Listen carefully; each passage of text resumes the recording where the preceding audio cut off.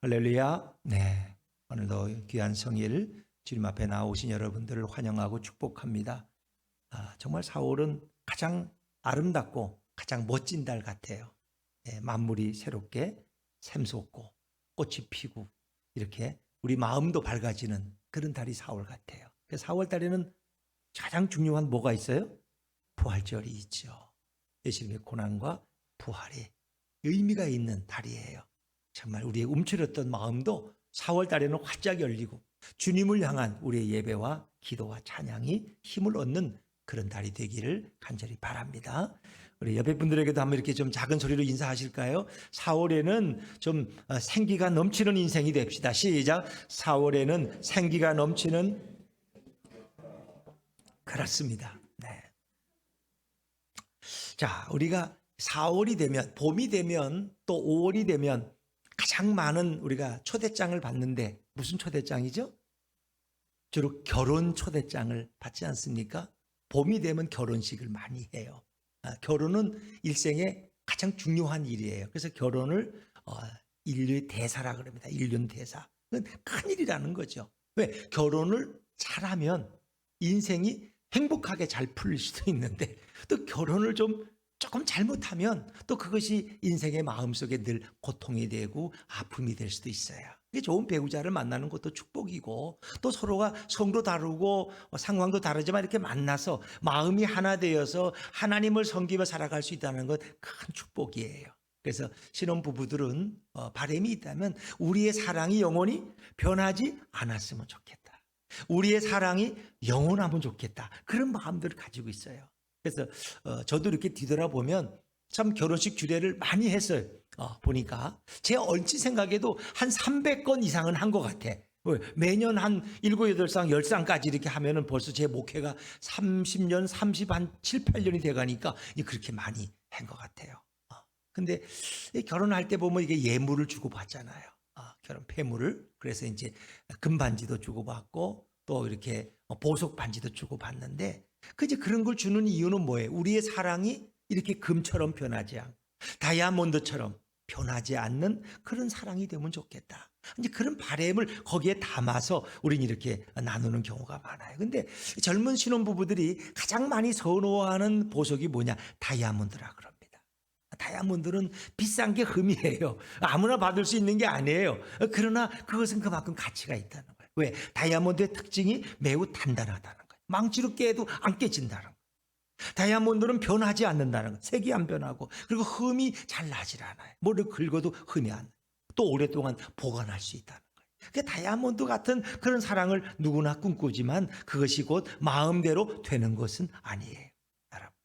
여러분, 우리가 서로를 보석처럼 가장 귀하게 여기고 가장 소중하게 여기고 가장 가치 있게 그렇게 생각한다는 증표로서 우리는 이렇게 보석을, 반지를 주고받고 다이아몬드를 주고받습니다. 그런데 아무리 비싼 다이아몬드를 주어도 사랑과 신실함이 없다면, 부부간의 진정 생명의 어떤 그런 신실함이 신뢰가 없다면 그 다이아몬드도 한갓 돌에 불과하다 하는 것입니다. 서로에게 변하지 않는 사랑과 평생 변함없는 신뢰가 있다면 굳이 다이아몬드를 보석으로 주고받을 필요가 없을지도 몰라요. 그런 거 없이도 가난하게 결혼해도 또 잘 사는 분들이 있는가 하면 가장 비싼 최고급의 폐물을 주고받아도 이렇게 마음들이 자꾸 상하고 서로 아파하는 분들도 우리 주위에는 많이 있는 것입니다. 인생은 절대로 다이아몬드처럼 영원할 수는 없다는 것입니다. 그러면 과연 영원한 것은 무엇일까? 영원한 생명, 영원한 사랑은 무엇일까? 이런 질문을 가지고 우리가 오늘 본문의 말씀을 나눠보면 좋겠어요. 오늘 본문의 얘기는 요나단과 다윗의 이야기입니다. 다윗이 전쟁터에 심부름 갔다가 블레셋의 공격을 받는데 골리앗이라는 거대한 장군이 나와서 이스라엘을 괴롭히는 거예요. 근데 아무도 골리앗을 대항할 자가 없어 이스라엘에는. 그때 어린 다윗이 8형제 중에 막내인 다윗이 저 할례받지 않은 자가 감히 이 백성 이스라엘 백성을 모독해 하나님을 모독해 그럴 수 없지. 의분을 가지고 그 가진 것은 무기라는 게 없어요. 막대기 하나 가지고 그리고 물맷돌 몇 개 가지고 나가서 골리앗을 쳐서 무찔렀잖아요. 그것이 큰 승리를 거두니까 요나단이 얼마나 마음이 기쁜지 몰라요. 요나단은 자기가 입었던 겉옷, 왕세자의 화려한 외투와 또 자기의 칼과 검과 띠와 모든 것을 다 다윗에게 주어버렸어요. 여러분, 이 겉옷을 주었다는 건 대단한 일입니다. 왜냐하면 예전에는 이 옷이라는 게 신분을 상징해요. 그래서 우리가 사극에 보면 이 왕들이 입는 옷에는 이 봉황무늬가 있잖아요. 그렇죠? 그건 아무나 입으면 안 되는 거예요.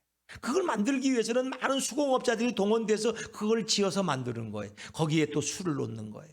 만약에 누가 그런 걸 입고 다니면 그 반역죄를 걸려요. 너가 왕이 되려고 그러냐 이놈아. 그 반역이에요. 그러니까 그건 상상도 할 수 없는 거예요. 그런 옷은 시중에서 팔 수도 없고 그런 옷은 매매할 수도 없어요. 그건 아주 가장 큰 중용으로 다스린다는 거예요. 그런데 오늘 성경에 보니까 요나단은 왕자의 모양이 담겨있는 띠와 검과 활과 이 모든 것을 다윗에게 주었다는 거예요. 다윗은 따지고 보면 요나단보다 나이가 어려요. 이제 한 15세에서 16세 정도의 시골에서 올라온 청소년, 그것도 그가 베들레헴에서 귀족의 자녀가 아니라 양치는 목동에 불과한 거예요. 이세의 아들로서. 형들이 전쟁터에 와 있으니까 거기 신부로 왔다가 거기 오니까 뭐 온 모양이 그저 볼품 없었을 거예요. 근데 그에게 그것을 입혀주었다는 거예요. 참 이건 도무지 상상도 할 수 없는 일이에요. 일반인들은 그런 왕세자의 세자의 옷을 만질 수도 없고 매매할 수도 없고 입을 수도 없는 거예요. 그 최상의 옷과 또 그 군복을 최상의 칼과 활을 그에게 주었다는 거예요. 이게 왕세자라는 것은 왕정 체제에서는 왕 다음 가는 제2인자예요. 영의정 좌의정보다 더 높은 직위가 바로 세자예요. 세자. 왕이 없으면 세자가 왕으로서 그가 군림하는 거예요. 그런데 요나단은 다윗을 자기 생명같이 사랑했기 때문에 요나단은 다윗과 사랑의 언약을 맺었어요. 요나단이 맺은 언약은 다윗에게 많은 것을 줄 수 있어요. 그러나 다윗은 요나단에게 그 어떤 것도 줄 수 없는 아주 천하고 낮은 위치에 있던 앳된 소년에 지나지 않았습니다. 둘은 언약을 맺었다는 거예요. 언약이라는 건 뭐예요? 우리가 국가 간에도 이렇게 조약을 맺잖아요. 그런 거예요. 한미 상호 조약. 그러면 미국이 누군가에게 침입을 당하면 한국 군대에 가서 그들을 위해 싸워줘. 한국이 어려움을 당하면 미군들이 와서 우리를 도와주는 거예요. 그런 게 서로 상호 조약인데 사람 간에는 계약 혹은 언약이라고 부르는 거예요. 자신의 모든 것을 다 줄 수 있는 언약이에요. 왕세자 요나단은 그 당시에 가장 천박한 다윗에게 일방적으로 사랑의 언약을 맺고 생명처럼 그를 사랑해서 자신의 겉옷과 군복을 주고 자신의 활과 칼과 띠도 다윗에게 주었습니다. 자, 오늘 우리 4절 말씀을 다시 한번 읽어볼까요? 오늘 본문 4절 말씀을 우리 자막에서 한번 읽습니다. 시작. 요나단이 자기가 입었던 겉옷을 벗어 다윗에게 주었고 자기의 군복과 칼과 활과 띠도 그리하였더라. 아멘. 이건 정말 우리가 그냥 읽고 지나갈 수는 있지만 이건 굉장한 일이라는 거 아세요, 여러분? 이건 상상할 수도 없는 일이에요. 왕자의 표시가 있는 겉옷과 최고 사령관의 빛나는 군복과 왕세자 신분을 알려주는 찬란한 허리띠, 그리고 최고의 칼과 활을 다윗에게 주었어요. 아낌없이 다 주었어요. 칼은 주고 이거 활은 안 되겠다. 이 띠는 이 띠를 줬다가 내가 옷이 흘러내려서 안 되겠다. 이런 게 아니라 모든 것을 다 벗어 주었다. 자, 여러분 이 보통 일이 아니에요. 이 옷과 군복과 칼과 활, 이 모든 띠를 매면 그날로 다윗은 왕세자처럼 보이는 거예요. 그 옷만 입어도 벌써 화려한 거예요. 그러나 요나단은 자신의 신분을 드러내는 옷과 띠와 칼과 활을 다 다윗에게 주어버렸기 때문에 요나단 자신은 초라한 일반 시민처럼 볼품없이 보이게 되는 거예요. 그 당시에 이 왕세자의 겉옷과 칼과 검과 이 띠는 집에 가면 또 여분이 있는 게 아니야. 집에 가면 내가 칼이 많거든. 너한테 하나 주고 집에 가 또 새 거 또 얻으면 되지 뭐. 난 옷이 여러 벌이거든. 왕세자니까. 그러니까 이거 너 입어. 나 집에 가면 또 있어. 이게 아니에요. 그건 여분이 있을 수가 없는 거예요. 여분이. 그 당시에 성경의 증거를 보면 강철로 만든 칼은 이스라엘 민족 가운데 오직 사울 왕과 그 아들 요나단 외에는 그런 칼을 가진 자가 없었다. 그러니까 다 일반인들은 그냥 이렇게 지팡이 가지고 이렇게 쇠시랑 가지고 전쟁하러 온 거지 정말 강철 같은 칼을 가진 자가 없었다는 그런 상황에 자신에게 칼을 내어주었다. 이건 대단한 거예요. 이렇게 귀한 것을 다윗에게 요나단이 아낌없이 주었다고 성경은 기록하고 있습니다. 우리는 이런 질문을 가져요. 아니 요나단이 제정신이라면 어떻게 최고 사령관의 계급장이 붙어있는 귀한 옷과 군복과 칼과 활과 띠를 다 내어줘서는 안 되는 거예요. 이거는 여러분, 아무리 자신이 누구를 생명처럼 사랑하더라도 줄 수 있는 것이 있고 줄 수 없는 것이 있어요. 정말 정상적인 사고를 가진 사람이라면 이건 다 알 수 있는 현실인데, 상식적인 얘기인데, 어떻게 요나단은 바보처럼, 정신없는 사람처럼, 뭔가 홀린 사람처럼 자신의 모든 걸 다 내줬어. 옷과 이 화려한 갑옷과 자신을 보호할 수 있는 갑옷과 칼과 검을 다 내줬어. 칼이나 검이나 같은 얘기죠. 활과 띠까지. 자신의 일부를 준 것이 아니라 이것은 자신의 전부를 줬다는 거예요. 자신의 몸을 보호할 모든 것을, 전부를 다 줬어. 그것은 곧 뭐예요? 자신의 생명을 준 것과 동일하다는 것입니다. 사랑하는 여러분, 하나님께서 우리 인간을 처음 창조하셨을 때 어떻게 하셨는지 아세요? 우리 인간을 진흙으로 빚어 만드신 후에 인간의 코에 생기를 불어넣어 주셨어요. 다른 피조물들 소나 돼지나 개나 다른 피조물들을 만들었잖아요. 근데 그런 거는 직접 생명을 불어넣었다는 얘기는 없어요. 그냥 말씀으로 그렇게 생명을 주셨어요. 근데 인간에게는 그 코에 생기를 불어넣어요. 이 생기라는 건 이게 의미가 깊어요. 루아타라고 하는 히브리어 언어인데 그건 생명, 하나님의 영, 충만한 하나님의 생기를 인간에게 불어넣었더니 뭐예요? 인간은 곧 살아있는 존재, 생명이 되었다. 이렇게 성경은 표현합니다. 그래서 하나님은 인간을 창조할 때 자신의 충만한 영을 부어주었어요. 그 영을 받은 인간은 이제 하나님을 알게 되고 하나님 앞에 경배를 드리고 하나님을 자신의 생명처럼 아주 깊고 크게 사랑하게 되었습니다.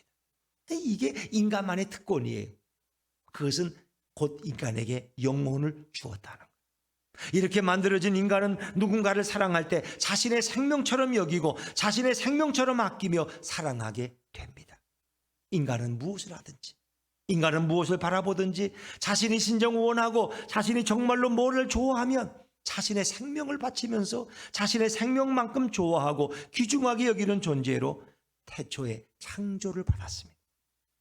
그런데 인간의 마음속에 교만이 싹트기 시작했어요. 하나님이 주신 생명에 대해서 기쁘고 감사한 마음을 서서히 인간이 잊어버리기 시작했어요. 그리고 하나님보다 자신의 생명을 더 사랑하고 더 좋아하고 자신의 생명을 더 아끼는 타락한 존재가 되었습니다. 하나님을 사랑하고 하나님을 자신의 생명보다 더 소중하게 여길 때에는 하나님이 모든 것을 다 공급하셨고 하나님이 모든 것을 다 책임져 주셨어요. 근데 인간이 창조주 하나님을 외면하고 하나님을 거부하고 타락할 때부터 더 이상 하나님께로부터 그런 축복은 내려오지 않게 됐어요. 인간과 하나님과의 관계가 단절되었기 때문이에요. 죄가 하나님과 인간 사이를 막아버렸기 때문입니다. 인간은 자신의 생명을 위해서 타락했지만 결국 타락한 후에 자신의 생명을 위해서는 아무것도 할 수 없는 무기력한 존재가 되었습니다. 그리고 자신의 생명을 위해서 타인의 생명을 위협하는 악한 인간으로 전락합니다. 자신의 생명을 보존하기 위해서 남의 인생을 빼앗고 남의 생명을 빼앗는 것을 즐기고 기뻐하는 어찌 보면 짐승보다 못한 존재로 인간은 전락하게 되었습니다. 인간의 타락으로 인해서 인간은 어떤 짐승보다도 자신의 생명을 인간의 생명을 가장 잘 빼앗는 무서운 존재가 되었습니다. 그래서 우리가 밤에 짐승을 만나는 것보다 사람을 만나면 더 무서워해. 왜? 사람은 어떤 일을 행할지 모르거든. 그것은 인간의 타락한 모습의 한 단면을 보여주고 있는 것입니다. 여러분에게 한번 질문해 볼까요? 요나단은 왕세자에게 중요한 이 귀중한 물품들을 왜 다윗에게 다 주었을까? 칭찬하면 되지. 다윗이 훌륭했으니까, 전쟁을 잘해서 승리를 이끌었으니까 얼마나 좋아요. 그걸 칭찬하면 되고 시상을 하면 되지. 왜 자신의 모든 것을 다 내어주었을까? 이게 매우 큰 수수께끼예요. 이 수수께끼는 어렵지 않게 풀 수 있습니다. 오늘 본문 3절에 그 이유가 설명되고 있습니다. 자, 오늘 본문 3절 말씀을 다시 한번 읽어볼까요? 우리 자막에서 같이 읽죠. 시작. 요나단은 다윗을 자기 생명같이 사랑하여 더불어 언약을 맺었으며. 자기의 생명같이 사랑한다면 여러분 뭘 주는 게 아깝겠어요? 저 사람하고 나하고는 생명과 같은 관계야. 그러면 뭘 아끼겠어요? 자기와 똑같이 하나님을 경외하는 다윗, 자기와 똑같이 하나님만을 의지하고 전쟁터에서 수많은 블레셋 군대와 당당히 싸우는 그 다윗의 모습을 보니까 요나단 자신과 너무나 많이 닮은 거예요. 블레셋 군대의 숫자와 무장에 전혀 기가 죽지 않고 적전을 향해서 용감히 달려가는 그 다윗의 무모함이 자신의 모습과 너무나 닮았다는 거예요. 그래서 자신의 생명처럼 요나단은 다윗을 사랑하게 됐습니다. 모든 면에서 다윗은 자신과 닮았고 자신과 너무나 똑같은 존재였습니다. 여러분, 우리가 조금 이 사무엘서를 거슬러 가면 사무엘상 14장에 보면 이제 초기에 사울 왕이 되고 나서 블레셋의 공격을 받고 블레셋과 전쟁을 치르게 되는데 사울의 군대는 한 600명의 농민병밖에 없어요. 농사 짓다가 오신 분들. 근데 블레셋은 수만의 군대를 끌고 전차까지 끌고 왔어요. 전쟁이 안 되죠. 그러니까 이스라엘은 자꾸 이게 사기가 죽는 거예요. 그때 요나단이, 왕자인 요나단이 자기 병기 든 자 하나를 데리고 성곽을 올라서 블레셋 진영에 뛰어들었다는 거예요. 그리고 혼자 들어가서 블레셋 군사 수십 명을 죽여버렸어요. 그러니까 블레셋 군대가 막 무너지기 시작하는, 이스라엘 진영에서는 사기가 충만해서 함성이 올라오기 시작했어요. 그래서 그날 블레셋이 도망가 버리고 이스라엘은 큰 승리를 거뒀어요. 여러분, 이 요나단이 어떻게 칼 한 자루 가지고 자기 뷰 하나 데리고 어떻게 수만의 블레셋 진영을 뛰어들 수 있을까? 이것처럼 무모한 일이 어디 있어요? 그 바보 같은 일 아니에요? 근데 다윗이 그런 무모한 자라는, 검도 없이 어린 소년이 전쟁을 해본 적도 없고 갑옷도 없는 애가 칼도 검도 화살도 없이 어떻게 작대기 하나 들고 골리앗과 싸워보겠다고, 키가 2m 70인 골리앗과 나가는 이 무모함. 그러나 다윗은 누구의 이름으로? 여호와의 이름으로, 예수님의 이름으로, 저 할례받지 못한 자가 어찌 이스라엘 백성 하나님의 군대를 모독하느냐, 그런 마음으로. 근데 요나단도 그걸 외쳤어요. 저 할례받지 못한 블레셋, 저들이 어떻게 이스라엘 군사를 공격할 수 있느냐. 여호와의 구원은 사람의 많고 적음에 있는 것이 아니다. 요나단이 이렇게 외쳤어요. 그리고 나가서 그 무모한 싸움을 했는데 하나님이 도와주셔서 승리를 거두게 된 거예요. 근데 다윗의 모습을 보니까 자기하고 너무 닮은 거야. 그러니까 이렇게 만난 사람, 비슷한 사람 만나니까 너무 좋아하게 되고 사랑하게 되고 그에게 자신의 생명까지 줄 정도가 되었다는 거예요. 하나님을 자신의 생명보다 더 아끼고 하나님을 위해서 자신의 생명을 던지는 모습이 너무나 자신과 똑같았다는 거예요. 그래서 요나단은 다윗과 언약을 맺었어요. 그 언약의 징표로, 우리가 언약을 맺으면 증거가 있거든요. 거기에 칼과 활을 주었어요. 여분이 있어서 준 것이 아니라 생명처럼 생각했기 때문에 다 주었습니다. 요나단은 다윗에게 단지 칼과 활을 준 것이 아니라 마음을 주었고 왕세자의 지위에 있던 모든 것을 다 내주었습니다. 일부를 준 것이 아니라 전부를 다 내준 것입니다.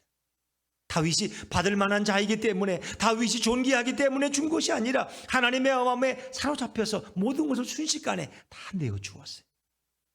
요나단이 다윗을 자신의 생명보다 더 사랑하지 않았다면 이렇게 할 수는 없습니다. 요나단이 주었던 것은 단지 칼과 활이 아니라 바로 자신의 하나밖에 없는 생명을 다윗에게 주었습니다. 예수님은 이 땅에 내려오실 때 저 높은 천국에서 모든 왕복을 다 벗어버리고 모든 왕자를 다 뒤로 하고 이 한없이 낮고 천한 죄 많은 땅에 예수님은 내려오셨습니다. 예수님은 왕복을 입고 내려오지 않으셨습니다. 예수님은 왕의 빛나는 영광을 벗어버리고 그냥 천한 인간의 모습으로 마국간에 내려오셨습니다. 만약 예수님이 자신의 생명을 아끼는 분이라면 예수님은 이 낮고 천한 땅에 죄인들을 위해서 내려오지 않으셨을 거예요. 예수님은 자신의 생명을 주기 위해서 이 땅에 내려오셨습니다. 이 땅의 의인을 위해서 생명을 주고자 내려온 것이 아니에요. 이 땅에 더럽고 추악한 죄인들을 위해서 당신의 생명을 주고자 내려오신 분이 바로 우리 예수님입니다. 요나단은 앞으로 오실 예수님이 이 땅의 죄인들을 다윗처럼 여겨주실 것이라는 예표적 사건을 보여주기 위해서 우리에게 미리 보여준 사건이 요나단이 다윗에게 모든 것을 다 내주는 사건입니다. 인간은 누군가에게 자신의 생명을 주어서 그 죽어가는 자나 또 죽은 자의 생명으로 어떤 유익도 얻을 수가 없어요. 인간에게는 그런 생명을 줄 능력이 없어요. 인간이 누구에게 생명을 주고 싶어도 그 생명이 다른 자에게 치료가 되거나 죽은 자를 살릴 수는 없어요. 왜? 인간은 피조물이기 때문에. 그러나 예수님은 달라요. 예수님의 생명은 인간의 생명과 근본적으로 다릅니다. 인간의 생명은 피조물의 생명이지만 예수님의 생명은 조물주의 생명이고 신의 생명입니다. 조물주, 곧 전능한 신은 자신의 생명을 누군가에게 내어주면 그 생명은 다른 사람을 치유하고 그 생명은 죽은 자의 생명도 살릴 수 있는 신적인 생명입니다.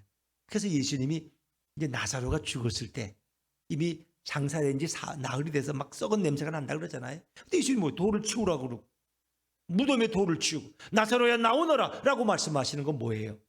그 단지 부른 것이 아니라 당신의 생명을 나사로에게 불어넣어 준 거예요. 그때 나사로가 생명이 회복되어서 일어나 걸어 나오잖아요. 그러니까 예수님은 바로 그런 분이, 인간이 누군가에게 자신의 치장품, 자신의 가장 귀한 여기는 어떤 이런 장식구를 주면 그것은 그 사람에게 기념품 외에 커다란 의미가 없어요. 집사님 그 너무 머리에 그 소리 너무 멋있다. 그거 나한테 주면 안 돼? 그럼 내가 권사님께 드리지 뭐. 드리면 그럼 그 사람에게 그냥 하나 있는 치장품에 불과한 거지 그 이상의 의미가 없어요. 그러나 예수님은 달라요. 예수님은 곧 하나님이시기 때문에 예수님이 인간에게 무엇을 주시면 그것은 단지 치장품으로 끝나지 않습니다. 그것은 영원히 큰 유익을 주는 거예요. 왜? 예수님은 하늘에서 내려오신 하나님이시기 때문에. 비록 인간의 육신을 입고 있지만 그 안에 신성과 거룩함과 전능함은 인간을 위해서 자신의 생명을 주고서 다시 부활하셔서 모든 죽은 인간들을 다 살릴 수 있는 전능성이 예수님께는 있었기 때문입니다. 예수님은 이 땅에 내려오신 하나님으로 모든 인간들에게 자신의 생명을 주기 원하셨습니다. 그리고 완벽하게 이것을 이루고 성취하셨어요. 그것이 바로 이 사순절의 고난주간이고 부활절입니다. 이것이 예수님의 전능한 신성을 우리에게 보여주고 있습니다. 예수님은 이 죄 많은 땅에 내려오셔서 천한 인간들을 자신의 생명처럼 아끼시고 자신의 생명처럼 그들을 생각하셨습니다. 예수님은 자신의 모든 영광을 버리고 자신의 모든 권세를 버리고 오직 인간들에게 생명을 다시 부어주기를 원하셨어요.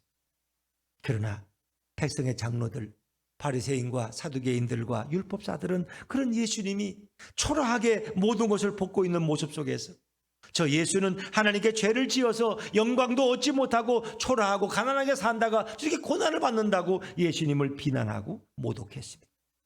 예수님이 우리에게 생명을 주기 위해서 십자가에 달리셨을 때 백성의 장로들과 종교 지도자들은 십자가 밑에서 이렇게 그들은 외쳤습니다. 저 예수가 백성들 모르게 은밀히 죄를 많이 져서 하나님 앞에 진노를 받고 있는 거야. 하나님이 저 예수를 십자가에서 이렇게 벌거벗게 매달리게 한 것은 그가 하나님의 저주를 받은 때문이야. 이렇게 하면서 예수님을 비난하고 조롱했습니다. 예수님이 십자가에 달리신 것은 그분이 뭐가 부족해서가 아닙니다. 예수님은 죄인들을 살리고 모든 인간들을 구원하고자 자신이 지닌 십자가에 매달려서 생명을 주기 원했지만 백성의 장로들과 백성들은 예수님이 죄를 지어서 그 십자가에 매달렸다고, 그 죄의 대가로 형벌을 받고 있다고 그렇게 예수님을 오해하고 조롱했습니다.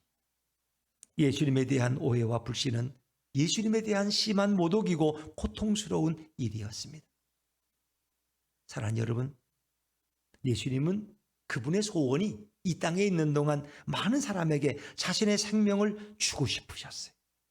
예수님은 자신의 살과 피, 곧 자신의 생명을 주어서 모든 인간들을 영원히 살게 해주고 싶으셨어요. 모든 죄를 지은 인간은 짧은 인생을 살다가 지옥에 떨어져서 죽을 수밖에 없는 유한성을 가지고 있고 죄성을 가지고 있어요. 그럼 지옥이라는 것은 그냥 전설의 동화에 나오는 곳이 아니라 그것은 구더기도 죽지 않는 곳이래.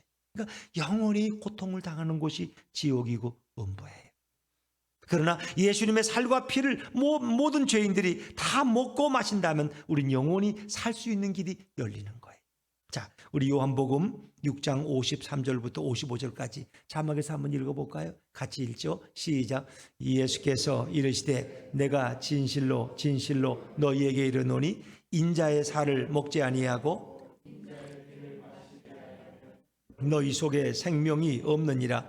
내 살을 먹고 내 피를 마시는 자는 영생을 가졌고 마지막 날에 내가 그를 다시 살리리니 내 살은 참된 양식이요 내 피는 참된 음료로다. 아멘. 놀라운 말씀. 인자의 피를 마시고 인자의 살을 먹지 아니하면 너희 속에 생명이 없다는 거예요. 내 살을 먹고 내 피를 마시는 자마다 영생을 가졌고 내가 그를 다시 살릴 것이다. 예수님은 이 땅에 계실 때 당신의 살과 피를 우리에게 주고 싶어 하셨어요. 요나단이 자신의 칼과 창을 다윗에게 주고 싶었던 것처럼 예수님은 자신의 가장 귀한 생명을 우리에게 주고 싶어 하셨어요. 예수님이 죄인들을 살리기 위해서 십자가에서 죽으신 것은 십자가에서 자신의 살을 찢으시고 십자가에서 자신의 피를 흘려서 그 살과 피가 의미 없이 땅에 쏟아버려진 것이 아니라 그 살과 피를 쏟아서 이 땅에 사는 모든 죄인들을 살리기 위해서 그들을 살아나도록 자신의 모든 것을 십자가에서 버리신 것입니다. 예수님이 이 땅에 계실 때 죄인들과 함께 먹고 죄인들에게 설교하시고 죄인들의 아픈 것을 고쳐주는 이런 일부분의 사역만 하신 게 아니에요. 예수님은 그런 사역을 다 마치신 후에 십자가에 달리셔서 자신의 살을 찢으시고 당신의 피를 흘려서 당신의 모든 것, 자신 전부를 생명과 함께 모든 자들에게 주기를 원하셨어요. 그래서 제 아들을 불러서 자신의 살과 피를 먹으라고 알려주십니다. 이것은 자신의 일부리가 아니라 자신의 전부를 내어 주기 원하셨어요. 이 말의 의미는 우리가 식인종처럼 예수님의 살과 피를 먹고 마시라는 뜻이 아니고 예수님께서 모든 자들을 위해서 살을 찢고 피를 흘려서 십자가에서 생명을 주기 위해서 죽으실 것을 지 아들에게 미리 예고하고 있는 말씀입니다. 그래서 예수님께서는 생명을 주기 위해서 살과 피를 흘렸기 때문에 종교개혁자 존 칼빈은 모든 기독교인들은 항상 예배 때마다 성찬을 해야 한다고 분명히 가르쳤습니다. 코로나가 오기 전에 저희들은 매 예배 시간마다 주일 내에 이렇게 성찬을 나눴지만 코로나 이후에는 지금 중단하고 있습니다.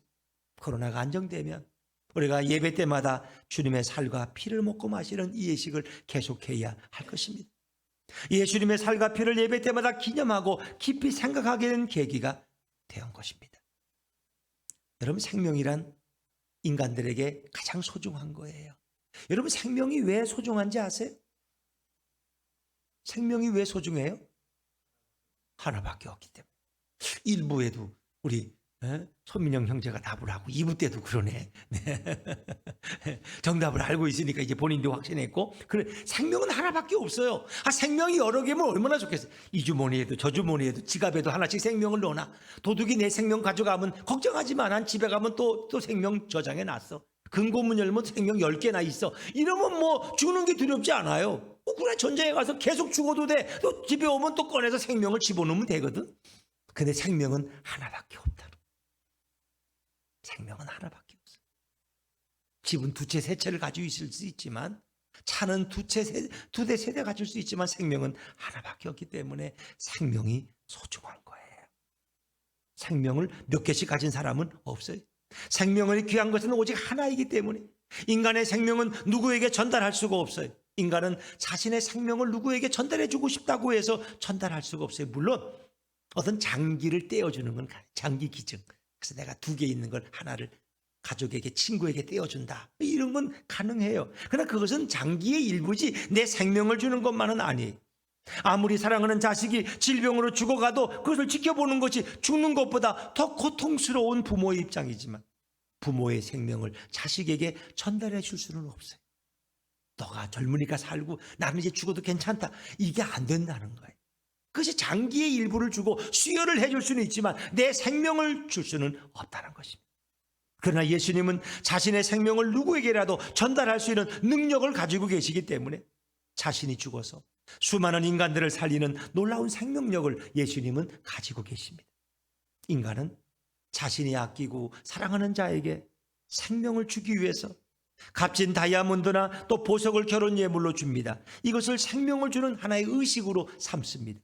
그러나 이 세상 사람들은 결혼 예물로 보석을 주고받아도 인생을 살면서 그 보석은 하나의 돌의 가치밖에 지나지 않는 의미로 타락해 봅니다. 생명을 주지 않는 보석은 인간에게 무의미하고 무가치합니다. 보석을 주고받았다고 그 사람이 죽을 자리에 내 생명을 주는 일도 쉽지 않을 것입니다. 그러니까 생명을 주는 것은 그 사람의 모든 것을 다 주는 것과 마찬가지입니다. 예수님이 자신의 생명을 인간들에게 주었다는 의미는 자신의 모든 것을 다 주었다는 의미예요. 여러분을 위해서 자신의 모든 것을 다 던질 수 있는 사람이 여러분 주위에 있습니까? 아내라고 해서 아내를 위해서 내 모든 걸 다 주겠다고, 남편이라고 해서 남편에게 내 모든 걸 다 주겠다고 쉽지 않아. 할아버지 할머니들은 손자 손녀를 위해서 뭐든지 다 주겠다 그래. 그러니까 내가 생명을 못 주겠냐? 근데 부모들은 어릴 땐 자녀가 귀한데 좀 크면은, 결혼하고 독립하면은, 그때는 자녀를 위해서 내 생명을 주겠다는 부모는 별로 없고, 왜? 미움정, 고운정이 쌓였기 때문에. 그런데 예수님은 나를 위해서 자신의 전부를, 일부가 아닌 전부를 다 주셨어요. 이 세상을 살면서 어떤 돈을 주는 것보다, 보석을 주는 것보다 더 가치 있고 중요한 의미를 가지고 있다는 것입니다.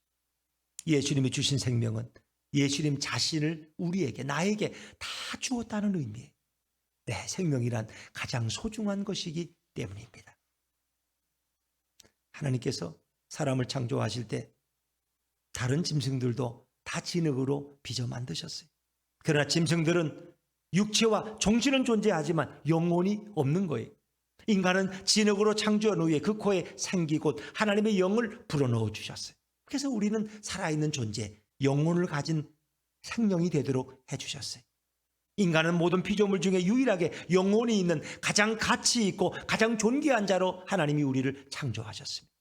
그러나 하나님이 주신 생명에 대해서 우리는 하나님께 감사할 줄도 모르고 자신을만을 위해 살다가 결국 타락해서, 하나님이 처음 만들 때는 죽지 않는 신령한 존재로 만드셨지만 우린 늙어서 죄성 때문에 죽는 비참한 존재가 되었습니다. 죽으면 지옥 가는 그런 존재로 전락했어요. 이렇게 비참한 존재로 전락했을 때 인간 스스로는 그 생명의 문제를 해결할 능력이 없습니다. 우리 하나님은 인간을 불쌍히 여기시고 인간에게 다시 잃어버린 생명을 회복시켜 주기 위해서 예수님을 이 땅에 보내주셨어요. 예수님으로 하여금 생명을 우리에게 전가하도록 역사해 주셨어요. 신학적인 용어로 전가라는 게, 전가, 마치 수혈을 해서 누구에게 피를 그에게 공급하듯이 예수님의 생명을 우리에게 전가시켜 주면, 그 생명이 우리 안에 들어오면 우리는 영원한 생명을 얻게 되는 것입니다. 예수님은 자신을 뭐라 그랬어요? 나는 길이요 진리요 생명이다. 나로 말미암지 않고는 아버지께로 올 자가 없다. 우리는 다 범죄해서 길을 잃어버렸어. 어느 길이 옳은 길인지, 어느 길이 행복의 길인지 잘 몰라.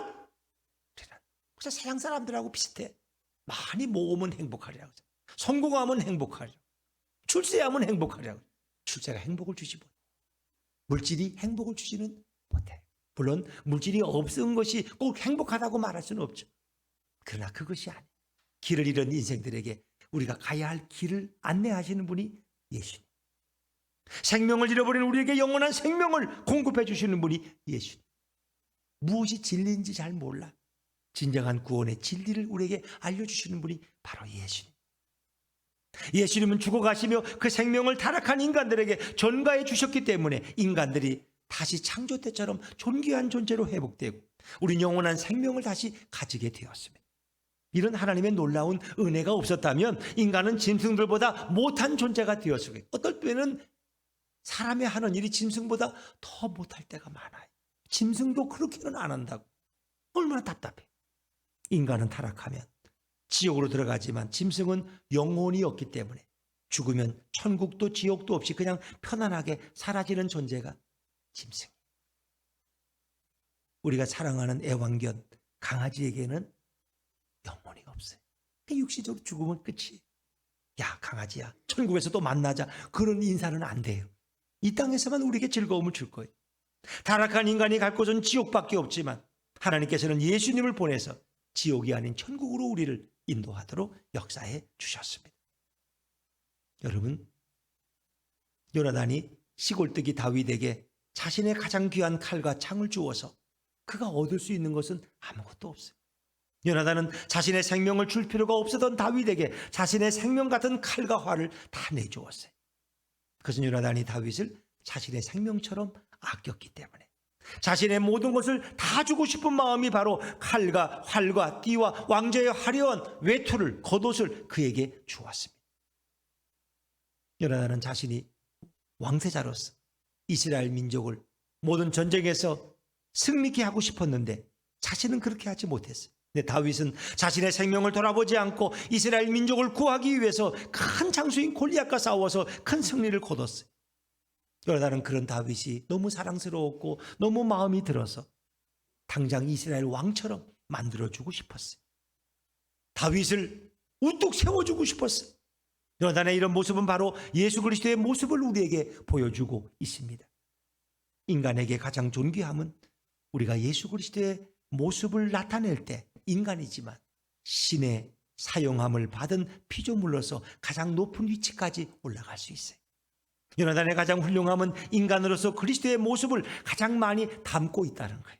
요셉도 예수님이 이 땅에 하실 사역을 우리에게 미리 보여주고 다윗도 그런 면에서는 참 훌륭한 믿음의 사람들이에요. 요나단이 다윗을 자신의 생명처럼 아끼는 것은 그리고 자신의 가장 귀한 것을 다윗에게 다 주는 모습은 앞으로 예수님께서 인간들을 생명처럼 아끼는 모습을 우리에게 보여주고 예수님께서 자신의 살과 피를 우리 인간에게 다 주어서 다시 생명을 얻게 하는 그 모습을 우리에게 예표적으로 보여주고 있는 것입니다. 요나단은 예수님의 삶을 미리 살아서 모든 자들에게 보여주는 위대한 역할을 담당했습니다.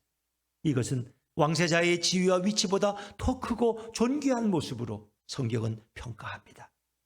피조물인 인간이 조물주의 모습을 드러낼 때 피조물로서 가장 영광스러운 모습을 갖게 됩니다. 우리가 인생을 살다 보면 자신의 생명처럼 소중한 사람들이 하나둘 늘어나게 됩니다. 우리는 내가 가장 생각하는 소중한 사람들에게 뭐든지 다 해주고 싶고 다 주고 싶어요. 그것이 모든 사람들이 갖는 공통점이에요. 그러나 아무리 소중해서 귀한 것을 다 준다고 해도 언젠가 변할 수 있는 것이 사람이고 인생입니다. 아무리 변하지 않고 영원히 함께 하겠다고 모든 것을 다 주어도 우리는 생명까지 줄 수는 없습니다. 그러나 예수님은 생명까지 줄 수 있는 분입니다. 예수님은 당신의 살과 피를 줄 수 있는 유일한 분이 우리 주님이십니다. 예수님이 주시는 생명은 모든 사람들에게 전달이 되어서 죽어가는 모든 영혼들을 살릴 수 있습니다. 아무리 우리가 부부의 관계라고 할지라도 아무리 우리가 부모와 자식의 관계라고 할지라도 서로 간의 생명을 전달할 수는 없습니다. 인간은 불가능하지만 우리가 예수님께 나아가면 예수님은 어떤 죄인이든지 어떤 악인이든지 예수님은 생명을 불어넣어 주실 수 있고 예수님이 주시는 생명을 받게 되면 그 사람은 반드시 예수님의 생명으로 남은 인생을 살게 될 줄로 믿습니다. 누구든지 예수님의 생명을 받으면 죄와 허물로 죽어가는 자라도 꺼져가는 생명이라도 죽어가는 생명이라도 다 살릴 수 있고 살 수 있습니다. 이제는 예수님께 나와서 누구든지 예수님이 주시는 생명을 전달받게 되면 우린 예수님의 생명으로 영원히 살게 될 줄로 믿습니다. 그러나 우리가 예수님의 생명을 거부하고 예수님을 영접하지 않으면 우린 자신의 더럽고 추악한 인생을 살다가 영원한 지옥으로 떨어지는 비참한 인생이 되는 거예요. 지금 이 갈림길에서 반드시 예수님의 생명을 선택할 수 있는 저와 여러분이 되기를 주의 이름으로 축원합니다. 우리 성도도 마찬가지예요. 성도라고 해서 자신의 거룩함과 의로움으로 살아가는 자가 아니에요. 성도도 다 범죄한 자고 성도도 죽어가는 생명을 갖고 있어요. 성도라도 할지라도 언젠가는 죽을 존재예요. 우리도 죄악을 짓고 죽음에 이르는 생명을 갖고 있는 자가 성도입니다. 성도는 자신의 생명이 아니라 예수님의 생명을 공급받아서 예수님이 주시는 살과 피로 살아가는 자가 성도입니다.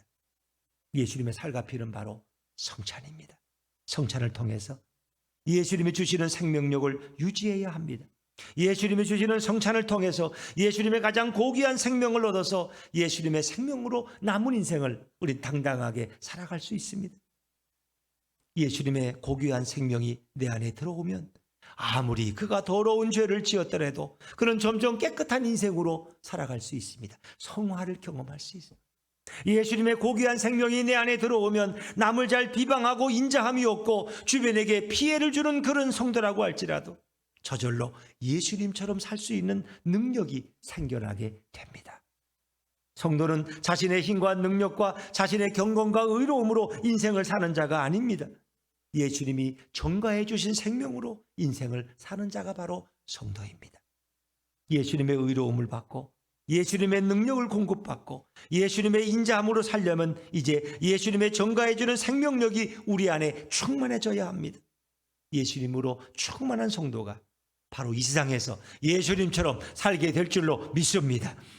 예수님처럼 사는 성도는 세상에서 모든 자들에게 칭송과 인정을 받게 되고 무슨 일을 하든지 기쁨과 행복이 넘쳐나게 됩니다.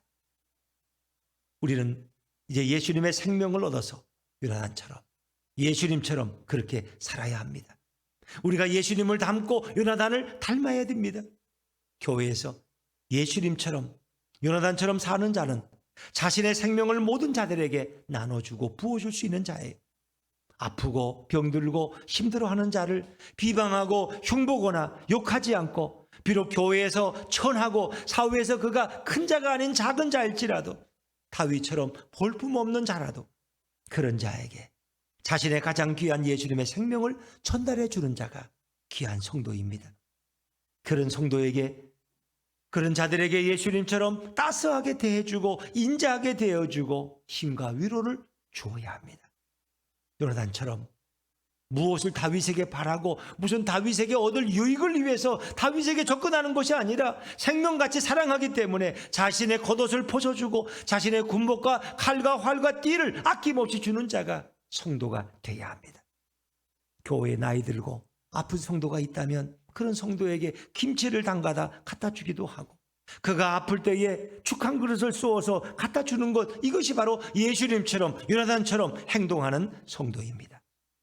교회의 아픔과 고통을 겪고 있는 자가 있다면 그런 자를 위로해 주는 것이 자신의 귀중한 시간을 내어 쓰는 것이고 자신의 칼과 활과 띠를 주는 것과 동일한 것입니다. 우리가 교회에서뿐만 아니라 직장에서도 직급이 나보다 낮은 자에게 칼과 활을 주는 것이 예수님처럼 행동하는 것과 같습니다. 요즘 세상은 자신에게 가장 귀한 것을 전략적으로 계산적으로 나누어 주어서 결국 자신의 인생에 뭔가 유익을 얻고자 하는 자기 중심적인 사회로 우린 살아가고 있습니다. 이런 마음으로는 예수님의 마음을 닮아갈 수가 없습니다. 예수님의 마음을 닮아가고 예수님처럼 살려고 하면 아무 이유 없이 아무 조건 없이 연약한 자들을 도와주어야 합니다. 또 자신의 대적이 될 수 있는 자가 칭찬을 받고 높임을 받아도 요나단처럼 시기하지 않고 오히려 박수를 쳐주고 오히려 자신의 왕세자의 의복을 벗어서 주는 것이 진정 예수님을 닮아가는 삶입니다. 예수님은 오늘도 우리 모두가 요나단처럼 예수님처럼 살기를 원하십니다. 요나단은 과거에 지나간 인물이 아니라 오늘날 우리 중에 있어야 할 인물입니다. 우리는 왕세자 요나단이 무명의 다윗에게 칼과 활을 주는 멋진 장면을 보았습니다. 우리는 자신의 생명을 아낌없이 주는 예수님을 보았습니다. 이제 우리도 요나단처럼 예수님처럼 살아가는 그런 성도가 되어야 합니다. 근데 우리 교인들이 다 예수님을 닮고 싶고 요나단을 닮고 싶지만 그게 마음대로 안 돼요. 요나단과 예수님처럼 사는 것은 매우 어려운 일입니다. 아무리 깊은 산에 들어가서 수십 년간 돌을 닦아도 될 수 없습니다. 우리의 힘과 경건으로는 도무지 이루어지지 않습니다. 교회를 오래 다니면 다닐수록 이런 예수님과 요나단을 닮아가기가 더 어렵다고 지는 것입니다. 우리 힘으로 안 된다면 예수님의 힘으로는 할 수 있습니다. 성경에는 예수님이 우리를 어떻게 사랑하셨는지, 예수님이 당신의 생명을 우리에게 어떻게 주셨는지 예수님의 사역이 자세하게 설명되고 있습니다.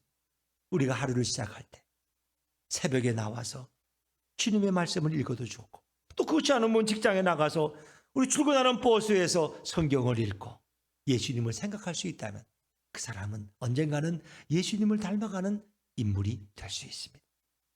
우리가 하루를 시작하면서 예수님에 대한 생각과 예수님의 행동이 있는 성경을 읽으면 우린 예수님을 잘 알게 되고 예수님을 보게 됩니다.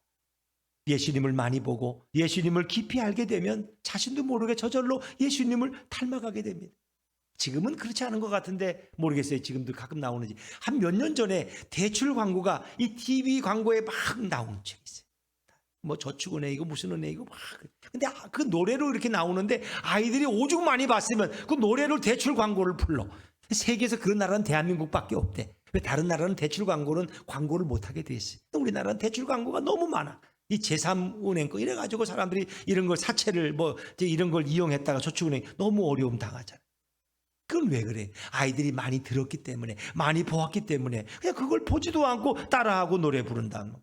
성경도 마찬가지. 아침마다 성경을 읽고 우리가 예수님을 자주 생각하게 되면 우리도 예수님을 따라가는 성도가 될 수 있습니다. 예수님이 기록된 성경보다 TV나 신문을 먼저 읽게 되면 신문에 나타난 이 세상의 사람들의 삶의 방식을 저절로 나도 따라가게 되는 것입니다. 우리 예수분교회 자랑스러운 성도들은 아침마다 성경을 펴는 은혜가 있기를 바랍니다. 여러분이 새벽에도 나와서 기도하면 제일 좋죠. 아침마다 성경을 한 장씩 읽으니까. 그러나 그렇게 하기 어려운 상황이라면 출근길에서 아침 일찍 출근해서 내 직장에서 성경 한 장을 읽고 기도하고 하루를 열어갈 수 있다면 주님이 얼마나 기뻐하실까. 주님은 우리를 위해서 당신의 생명을 주셨는데. 자, 우리 마지막 마가복음 10장 45절 말씀 한번 자막에서 읽어볼까요? 마가복음 10장 45절 같이 읽죠. 시작. 인자가 온 것은 섬김을 받으려 함이 아니라 도리어 섬기려 하고 자기 목숨을 많은 사람의 대속물로 주려 함이니라. 예수님은 우리를 섬기려 오셨어요. 그리고 당신의 생명을 우리를 위한 대속물로 주려고 하셨어요. 그것은 일부를 준 것이 아니라 전부를 주신 사랑. 그 사랑에 오늘도 감사하면서 우리는 주님 앞에 작은 것밖에 드리지 못하지만 주님은 우리를 위해서 전부를 주셨다면 내가 그 주님을 어떻게 예배하고 찬양할 수 있을까? 그리고 주님의 마음을 가지고 우리의 어려운 이웃들에게 어떻게 사랑으로 다가갈 수 있을까? 오늘도 날마다 주님의 사람으로 예수님을 닮아가고 예수님을 생각하며 예수님을 바라보는 우리 예수분교회 성도님들 다 되시기를 주의 이름으로 축원합니다.